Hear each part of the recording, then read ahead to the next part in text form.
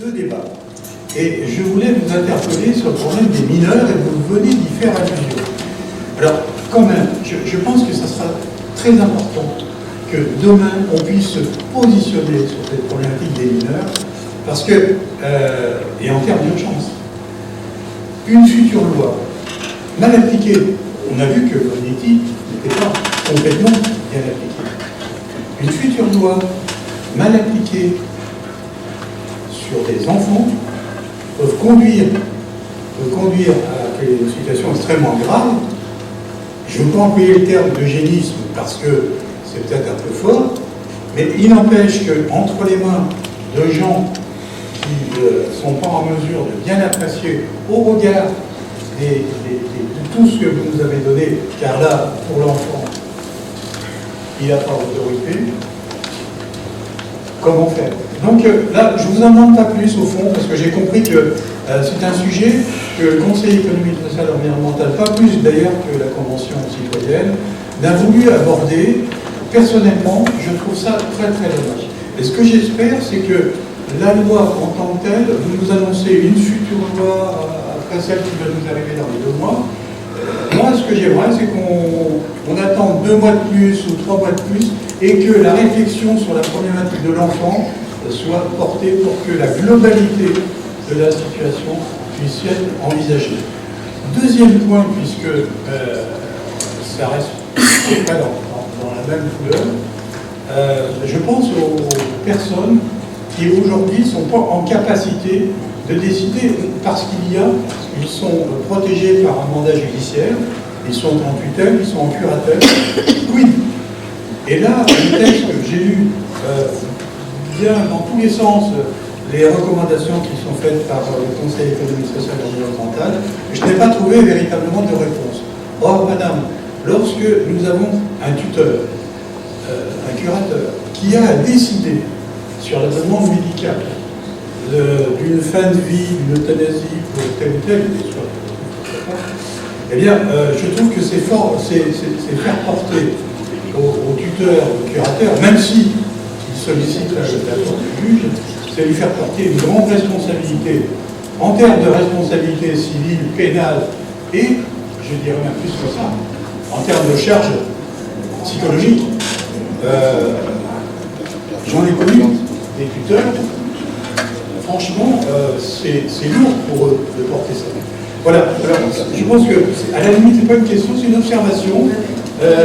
Et moi, j'aimerais qu'on puisse traiter ça. Et pourquoi le Conseil économique et environnemental ne s'auto-saisirait pas sur le sujet? Alors, je sais que c'est très compliqué chez vous, hein, c'est une machine quand même. Hein, mais ce sujet-là, moi, je préférais, j'ai entendu la secrétaire d'État qui était évoquée dire qu'elle se dépêchait, elle avait déjà pris vos préconisations, la loi était située. Donc, je trouve que c'est un peu rapide tout ça.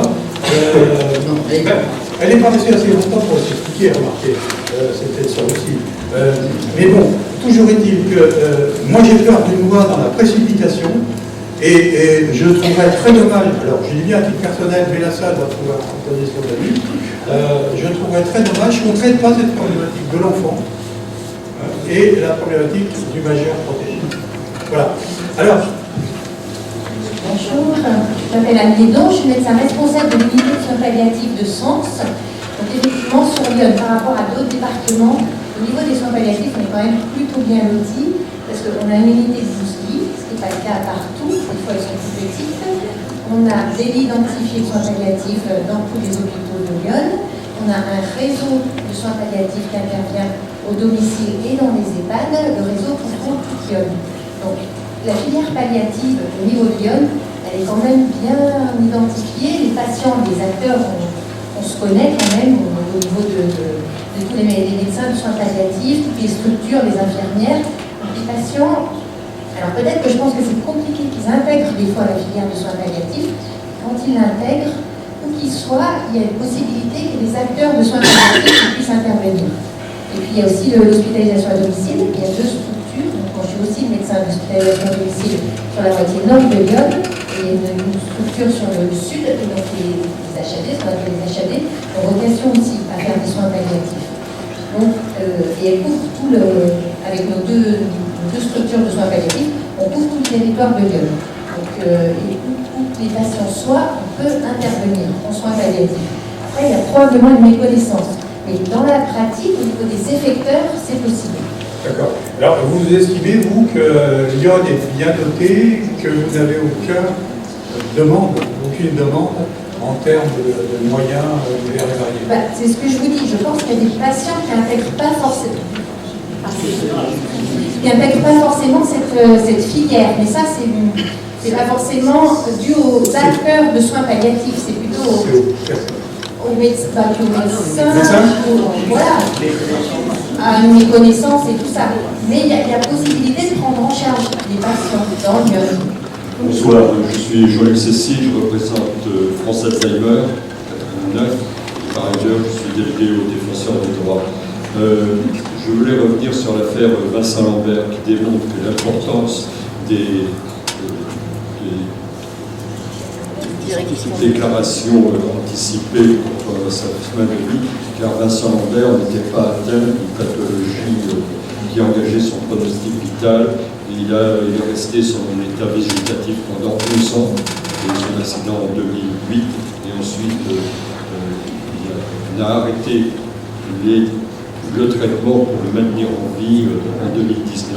Donc il est vraiment important, et j'insiste beaucoup. Je suis personnellement dans une situation où j'accompagne une personne, une aidante, qui est dans cet état pas végétatif, mais incapable de s'exprimer, paralysé, qui ne peut plus assumer aucun soin personnellement, aucune activité.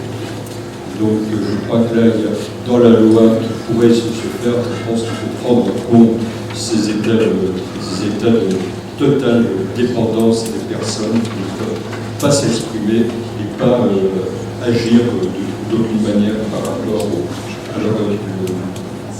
leur décision de vivre ou de ne pas vivre. Bon, je suis le docteur Olivier, j'ai 50 ans de médecine derrière moi et j'ai eu l'occasion d'assez nombreuses fois d'assister des gens dans leur vie. Quand j'ai vu votre article de présentation de la période républicaine, j'avoue que j'ai été un petit peu méfiant. Et puis il se trouve que je participe, que je suis d'accord avec 98 voire 99% de votre discours. La seule chose que j'ai un petit peu peur, c'est qu'on se précipite. Il y a une loi avec la loi Leonetti qui finalement aussi n'a fait que ça. Vous avez dit vous-même que le bilan était négatif. C'est vrai que je partage ça, mais plutôt de vouloir légiférer, est-ce qu'il ne faut pas mieux déjà essayer d'appliquer correctement la loi Leonetti, de se donner les moyens? Moi j'ai un petit peu l'impression qu'on a plutôt besoin de moyens que de nouvelles lois. Une autre chose pour laquelle je ne suis pas tout à fait d'accord avec vous, c'est que vous avez dit que l'euthanasie et le suicide assisté sont des soins à part entière. Non, on ne peut pas dire ça. Je savais. L'euthanasie ou le suicide assisté, c'est l'échec justement du soin. Et ça fait 2500 ans. C'est la limite de la médecine. Depuis entre 400 et 500 ans Jésus-Christ, on essaye d'améliorer la situation. Bon, l'euthanasie, c'est quand même tuer quelqu'un.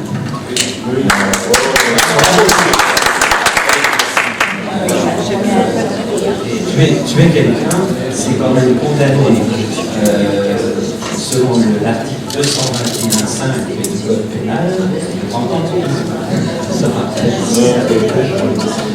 Non, mais sincèrement, votre analyse me paraît plutôt judicieuse. Autre chose, vous dites que la loi Leonetti est ambiguë. C'est l'interprétation qui en est faite qui en est ambiguë. C'est pas la loi elle-même. Effectivement, le seul hiatus qu'il y a, c'est à partir du moment où on décide d'une sédation. Un téléphone qui sonne, s'il vous plaît. Une sédation profonde et continue. À partir du moment où on décide d'une sédation sédation profonde et continue, combien de temps ça va durer? C'est ça le problème. Oui, oui, bien sûr, il en a sorti beaucoup, puis je suis pas sourde aux réactions. Hein. Voilà, c'est légitime. Et c'est légitime, hein, je vous l'ai dit dès le départ. Bon, après, c'est des débats, et après, c'est des choix individuels. Voilà, j'ai apprécié votre réponse. Merci. Non, mais parce que je pense que c'est... comme je dis, hein, j'aime à le dire et j'aime à le répéter, c'est pas binaire. Ce n'est pas binaire et je pense qu'il faut aussi qu'on progresse les uns et les autres. Voilà. Et c'est pour ça que sur la loi, je vais me permettre, hein, j'essaye de faire, de répondre un petit peu à tout parce que vous avez parlé d'une loi vite. Alors, tout à l'heure, je ne l'ai pas dit, mais je dois vous, enfin, franchement, par rapport à ce qui pourrait sortir aujourd'hui dans l'embryon de loi qui est écrit, on n'y retrouve pas les préconisations du CESE. Pas du tout. Non, parce que, justement, il y a la question des professionnels à qui on veut imposer des choses, ou on veut un système où les choses ne sont pas claires. Parce que vous parliez d'ambiguïté de la loi, et il y a des ambiguïtés dans la loi. Et autant la loi doit fixer le cadre, le plus important, c'est ce que vous avez dit, docteur, c'est l'interprétation possible de la loi. Et c'est pour ça qu'il faut des décrets qui soient bien précis. Et pour, éventuellement, nous, on ne s'est pas prononcé au CESE, ça n'est pas, parce qu'on n'a pas eu le temps d'auditer à cette personne, d'avoir du recul sur la recherche, sur les avancées de recherche par rapport aux mineurs. Parce que dans les situations, pratiquement, comme pour les adultes, il y a 1000 situations de mineurs. Si on s'embarque, entre guillemets, dans le côté presque à 17 ans, parce que moi, c'est une médecin de soins palliatifs, d'un service de soins palliatifs pédiatriques en région parisienne, qui nous a dit qu'elle, face à un mineur de 17 ans et 6 mois, elle se trouvait très démunie. Parce que s'il lui demande, et il lui demandait, d'activer les soins, la sédation profonde et continue, elle se dit, mais je peux lui dire non aujourd'hui parce qu'il faut l'autorisation des parents et les parents n'étaient pas d'accord. Je fais exprès de prendre 17 ans et 6 mois. Du coup, c'était la voix des parents qui l'emportait alors que ce jeune homme, femme, voulait en finir, demandait à être apaisé et en finir. Et elle ne pouvait pas parce que par rapport à sa parole à lui, les 6 mois faisaient la différence. Et ça l'a troublé beaucoup à cette médecin. Je peux vous dire, du coup, on aurait pu être tenté de dire, allez, on ouvre. Mais on va mettre quoi? Le même âge que... C'est parce que c'est pour le consentement, il y a la notion de consentement, d'autorité parentale et de responsabilité. Et franchement, moi, je me pose la question, je vous partage beaucoup de choses ce soir. On a une responsabilité pénale qui est pas à 18 ans et qui est en deçà. Par moment, on est responsable pour certaines choses et quand je voudrais, on me met à la place d'un jeune, quand je voudrais accéder à un droit, on me dit non parce que tu n'as pas 18 ans. Et vous voyez bien qu'il y a besoin de débat sur ces sujets-là. Il y a besoin de mûrir et de faire attention et d'encadrer et de prévoir les situations. C'est pour ça que sur la loi, moi, ce qui nous fait peur aujourd'hui, c'est la précipitation. Parce qu'il y a eu un engagement et que ça soit ni fait ni à faire. Je me permets, c'est pour ça qu'on va frapper à toutes les portes pour essayer d'apporter aussi la voix de la société civile organisée et des citoyens, parce que il y a des sujets qu'il faut continuer à porter. Maintenant, sur ce que vous disiez, docteur, sur la notion de la loi, elle est claire. Bon, vous avez compris qu'on ne partage pas et je ne partage pas, mais pourquoi? Parce que c'est aussi les témoignages de ces jeux et puis d'autres. Le témoignage de la personne, parce que d'ailleurs dans la préconisation qu'on porte, nous on ne parle plus de pronostic vital engagé On ne parle même pas de moyen terme ou de long terme. Parce que c'est qui définit le moyen et le long terme? C'est quoi le moyen et le long terme? Surtout pour une personne dont le pronostic vital, on sait que ça peut durer longtemps. Mais si on se met à la personne de la personne, si on se met à la place de la personne, qu'elle a réitéré sa demande, que pour elle, les souffrances qu'elle vit, déjà que la maladie dont elle est touchée est incurable et inapaisable, y compris avec un accompagnement en soins palliatifs, que cette personne, elle souffre de douleurs physiques et psychiques intolérables et insupportables, mais ce qu'elle ressent, elle, c'est pas ce qu'estime le médecin, parce que c'est normal qu'un médecin lui veuille guérir. Mais quand on confronte les deux, et là on ne parle que des cas particuliers, c'est des prises en charge singulières, chaque cas est différent. Bien sûr, il faut un cadre de loi, mais est-ce que cette loi, effectivement, comme disait M. Olivier, on a la loi Leonetti, celle-là, elle n'a pas été évaluée. Est-ce que celle-là, il y a des garde-fous pour éviter les dérives, et tout ce que vous mettez en place, ça devrait être mis en place également pour la première là, la loi Claes-Leonetti.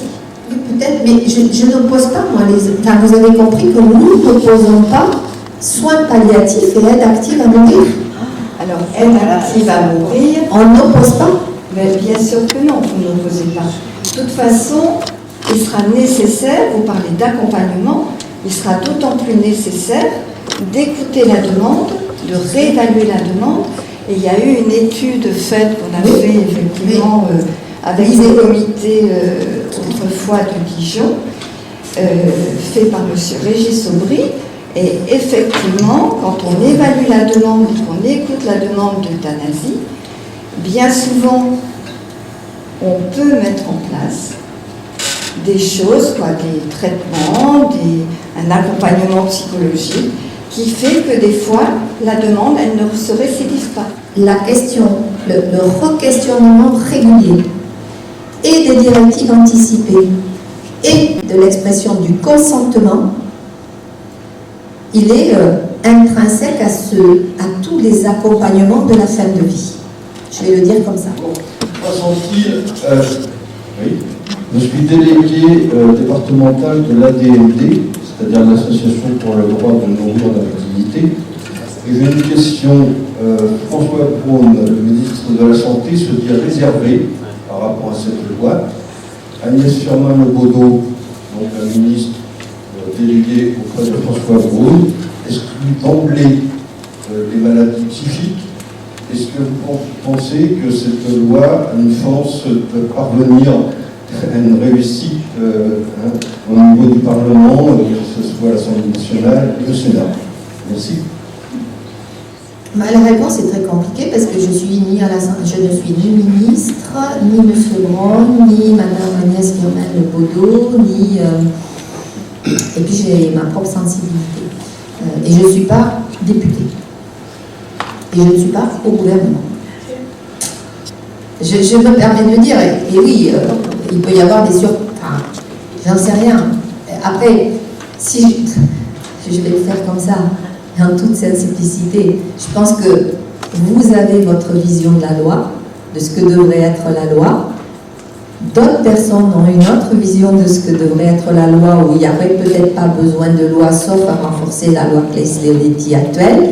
Moi, j'ai peut-être ma vision de la loi, et là, il va falloir réconcilier toutes ces visions-là, sans opposer. Vous avez bien compris que la question, néanmoins, de répondre aujourd'hui, quelles que soient nos convictions politiques, religieuses, culturelles, c'est qu'on a une loi qui, n'est pas appliquée ou applicable faute de moyens, donc il y en a besoin de moyens, il faut vraiment que tout ça change, mais qu'il y a des situations à laquelle la loi ne répond pas. Et je reprends le cas du monsieur que j'ai... c'est à partir du moment où on dit pronostic vital engagé à court terme, la personne que vous accompagnez, il y a les maladies de Charcot, par exemple, les personnes qui souffrent de maladies de Charcot, de maladies dégénératives, eh bien, on ne peut pas les faire rentrer dans le cadre du pronostic vital engagé. Oui, ils peuvent bénéficier de soins palliatifs, de soins d'accompagnement, et heureusement. Enfin, là aussi, il y a ceux qui peuvent en bénéficier beaucoup, et puis ceux qui n'en ont pas les moyens, parce que ça coûte aussi très cher. Hein. Ce n'est pas tous égaux face à l'accompagnement de la fin de vie. Et après, c'est ça. Est-ce que de ce fait, vous parliez du cas de Vincent Lambert, il y en a plein des cas. Et là, on était sur des cas où il y avait des directives anticipées, bien écrites par la personne, et qui ont fait l'objet de dissensions dans la famille. Avec un corps médical qui était très partagé, il a fallu attendre des mois et des mois pour qu'il y ait un avis qui soit rendu. On dit que dans les cas de non-conciliation entre la personne de confiance, l'équipe médicale, la collégialité et la famille, eh bien, il y ait des procédures qui soient plus rapides. Parce qu'on laisse tout le monde dans la souffrance, hein, aussi, dans ces cas-là. Donc, moi, je ne peux pas vous répondre. Oui, alors je voulais faire un commentaire et poser une question. Le commentaire comme profane, moi depuis le temps que je vois toutes ces lois les unes après les autres, je ne peux pas m'empêcher de toujours penser que c'est un combat contre le corps médical et une sorte de règle, des comptes à régler avec le corps médical. Moi, c'est ce que je ressens. Bon, mon autre question, pour l'aide active à mourir, la question c'est prescription, délivrance et administration. Qu'est-ce qui est prévu dans ce projet? Qui va faire ces gestes-là? Non, ce n'est pas contre le corps médical. Que ça confronte des convictions de certaines personnes qui sont soit dans le corps médical, soit des individus, on peut le comprendre. Mais ce qui est porté là, je me permets de dire que, au contraire, l'attention au ressenti du corps médical, mais le corps médical n'est pas seul et unique. Il y a des sensibilités aussi dans le corps médical.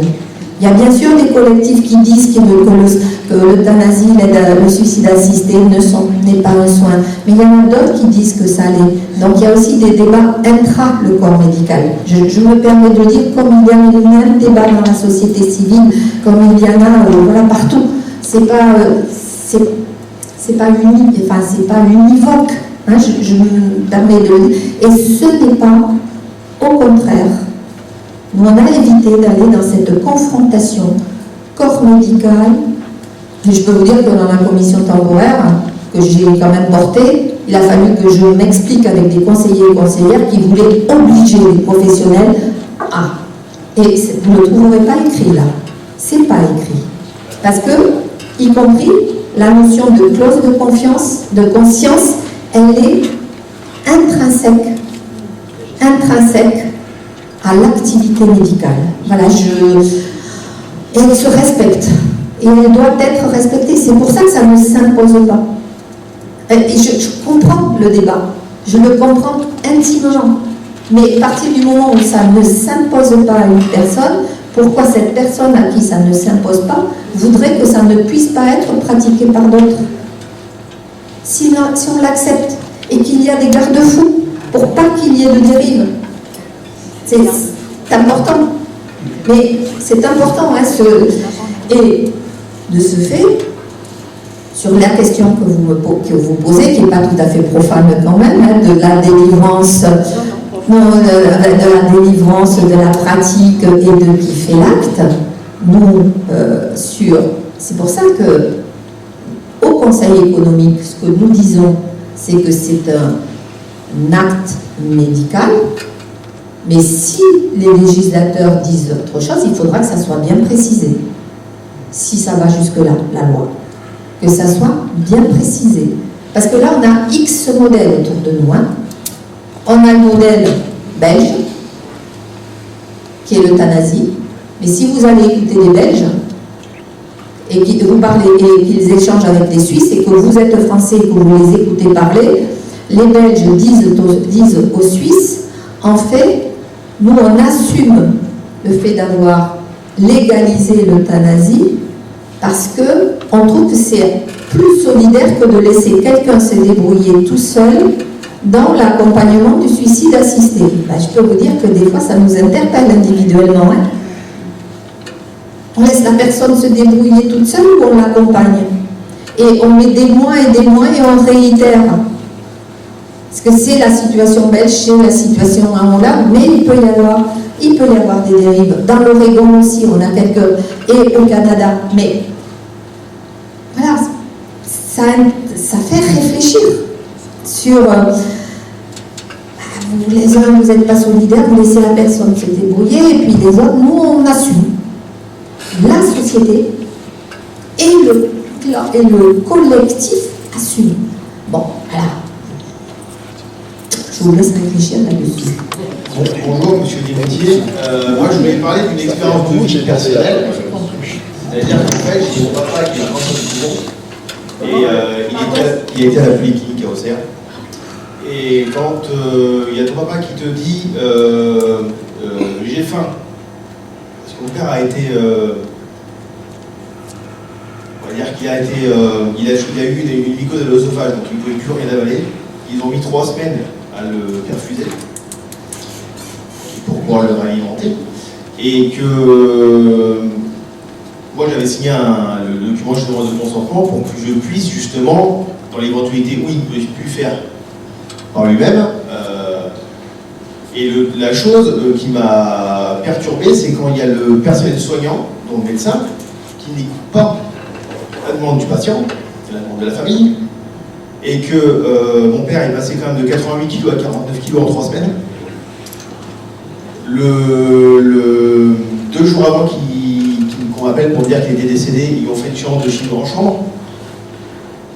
Donc comment faire si, donc pour la fin de vie, comment faire si la famille demande quelque chose au médecin, que le patient est en aptitude de demander quelque chose au médecin et que le médecin n'en prend pas compte et dit de toute façon, parce que moi je vais dire une phrase qui je crois que je me rappellerai toute ma vie. Au bout de 15 jours, j'ai harcelé un peu le médecin régulièrement pour aller le voir, pour lui demander quand est-ce qu'il va être réalimenté, perfusé et tout. Et qu'on te dit, écoutez monsieur, on ne meurt pas de faim, il y a quand même des choses qui... Donc comment faire si, dans le cadre d'une fin de vie, que la personne veut justement avoir un soin palliatif ou faire un suicide assisté, ou comment faire si le médecin ne prend pas compte de la demande du patient? Je pense que vraiment vous posez le problème central. Je ne veux pas dire des choses méchantes, mais je pense que vous avez pas été bien entouré et qu'on ne vous a pas écouté.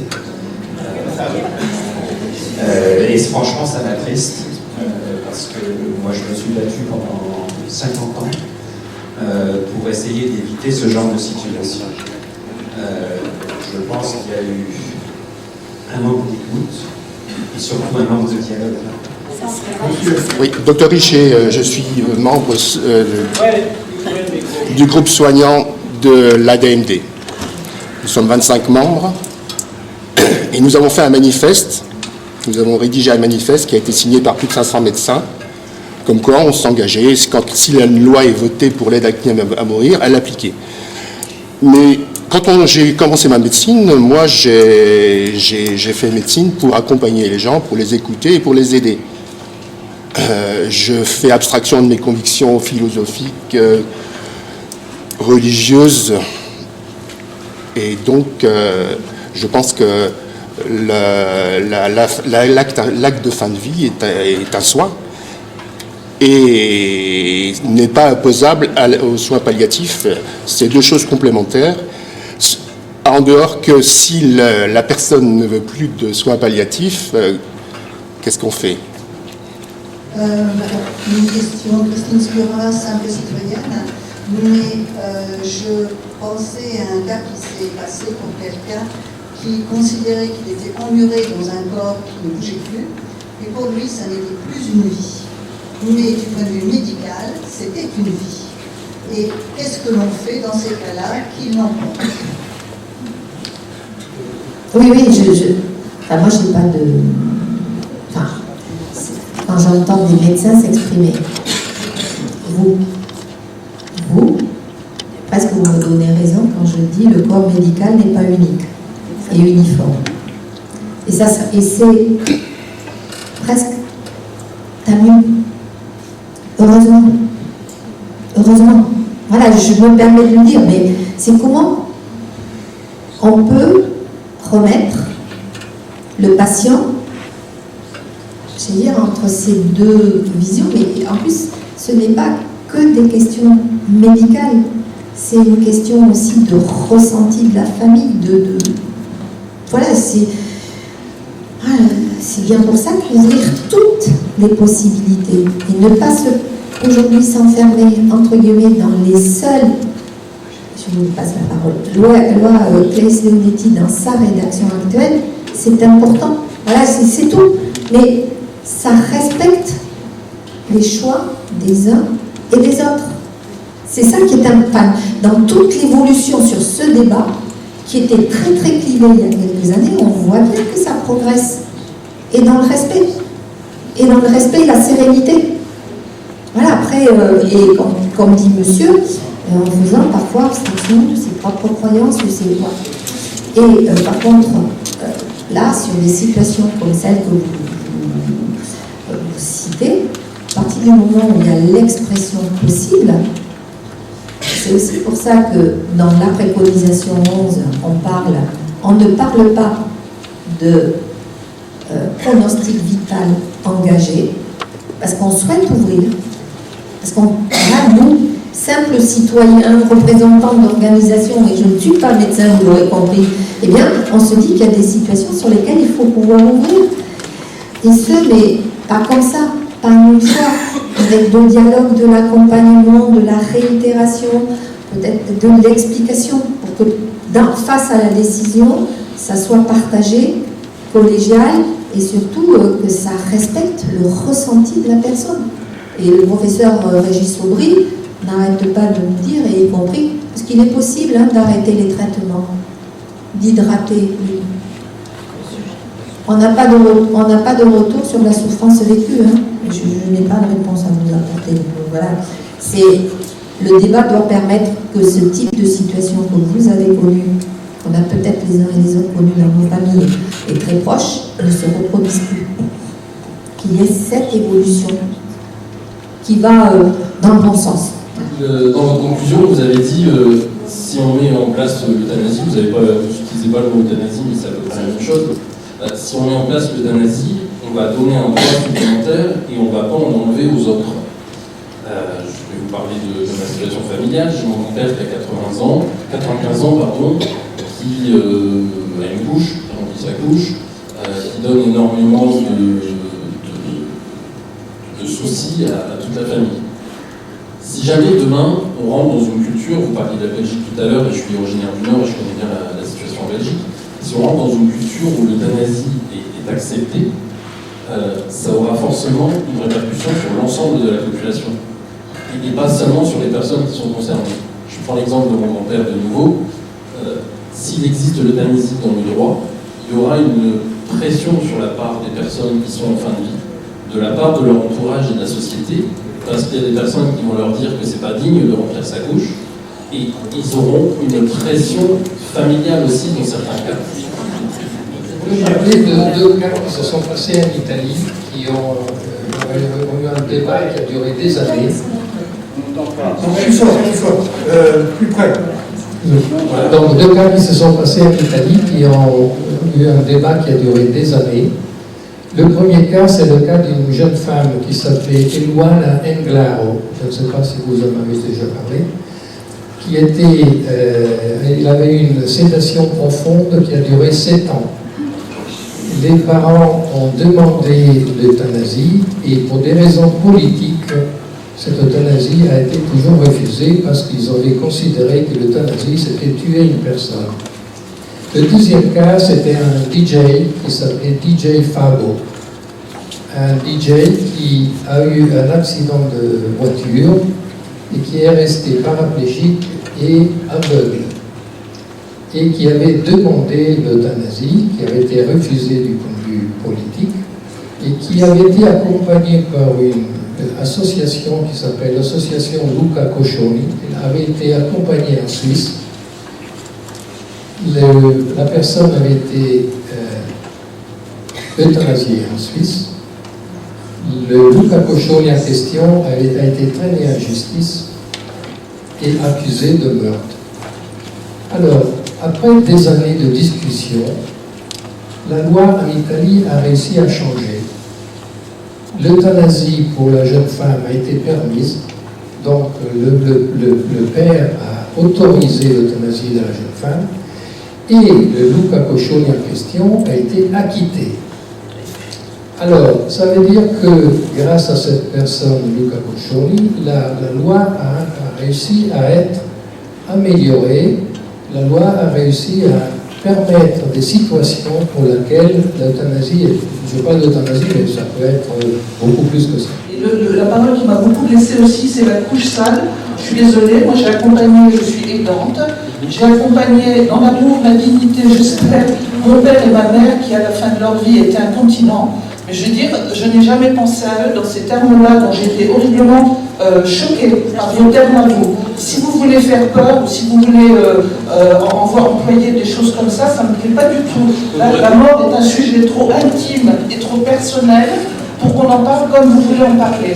En tout cas, moi j'en ai parlé avec mon père et ma mère bien longtemps avant qu'ils arrivent dans des situations où on les a accompagnés, et je dois dire que la mort est toujours une douleur quand on la vit auprès d'eux, mais il y a eu tellement d'amour et de choses où ils disaient qu'ils voulaient arrêter. Je veux dire, on a trouvé des équipes agréables à qui on a pu discuter. Je veux dire, c'est tout ce qui est mis en termes de parole, d'accompagnement et de dignité pour la personne qui compte.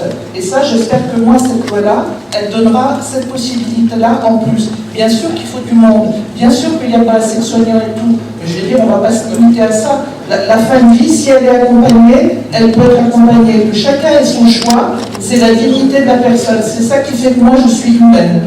Merci. C'est vous qui aurez la parole, la dernière. Oui, d'accord. Désolé.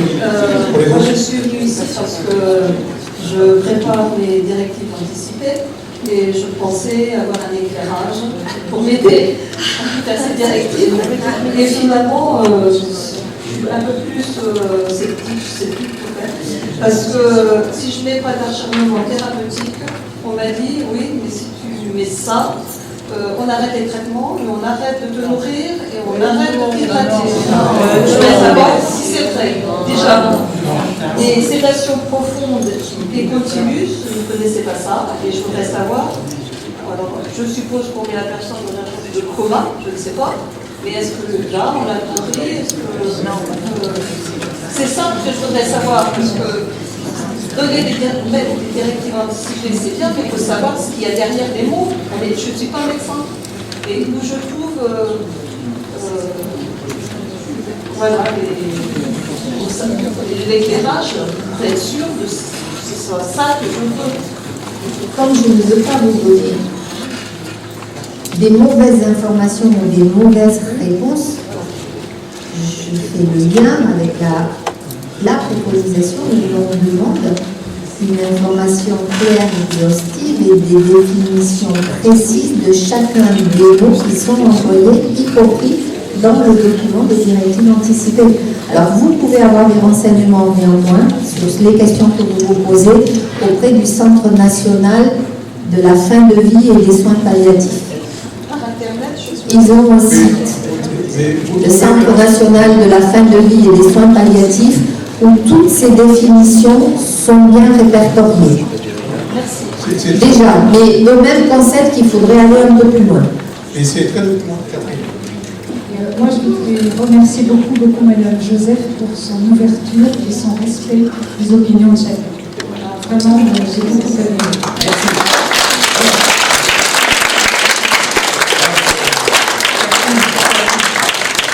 C'est ce que je voulais faire enfin, mais bon, Catherine est la vice-présidente, donc voilà. En tout cas, je renouvelle Madame Dominique Joseph, je renouvelle les remerciements que Catherine Capio vous a fait, et je les fais bien. Et je pense que vous serez tous d'accord pour applaudir Madame Joseph.